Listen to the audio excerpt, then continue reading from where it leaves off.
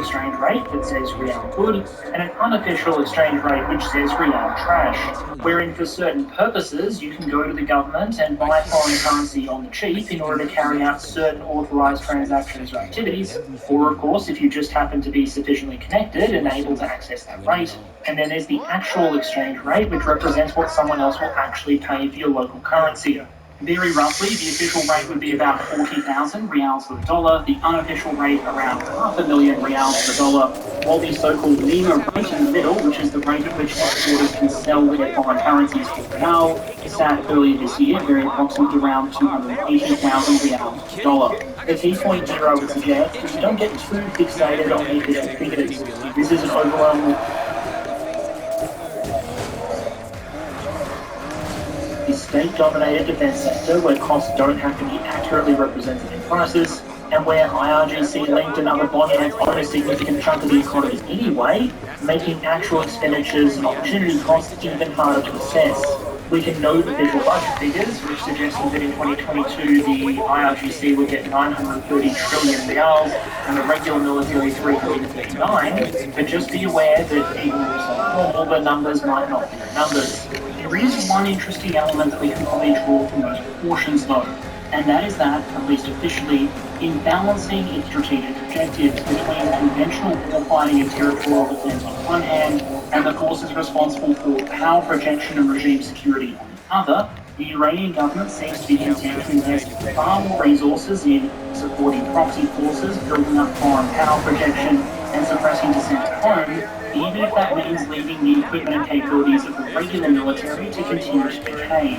That has implications for Iran's defence industrial base, something we'll discuss a little bit more later. By then, there are probably going to be comparatively more resources available for developing rockets, drone systems that can be supplied to proxies or used to strike over long distances, and comparatively fewer resources for systems traditionally relied on like Tesh.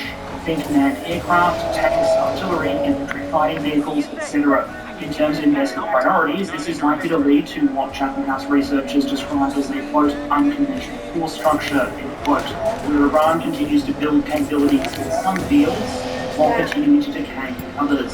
So if we want to measure this more in terms of capabilities, we need to focus on what the Iranian defence sector is doing and where it falls short, because besides North Korea and a few other distinguished entities, no country, Iran, has had quite so long and so much imperative to adapt to limitations and sanctions impose on its defence sector.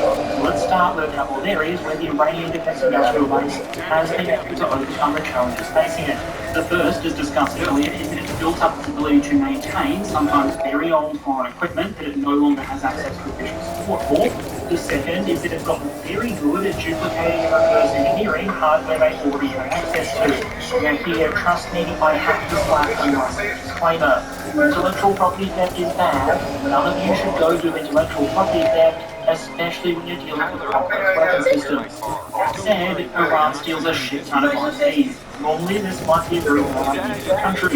You might get sued, damage your international reputation, or cut yourself off from future supply. Yet in Iran's case, I imagine someone just kind of shrugged and said, hey, this is what we're going to do. Sanction us, and so Iran is able to focus on purification, which from my perspective reduces technical risk because they know there is a finished product that works and has been tested. There are reduced training and transition costs because your military is receiving equipment that it already understands, just built in a different way. And the overall cost and level of understanding necessary to copy something is not the same as developing it from scratch. But you know what, maybe you think I'm exaggerating, so let's have a look at some of Iran's genuine, original military products.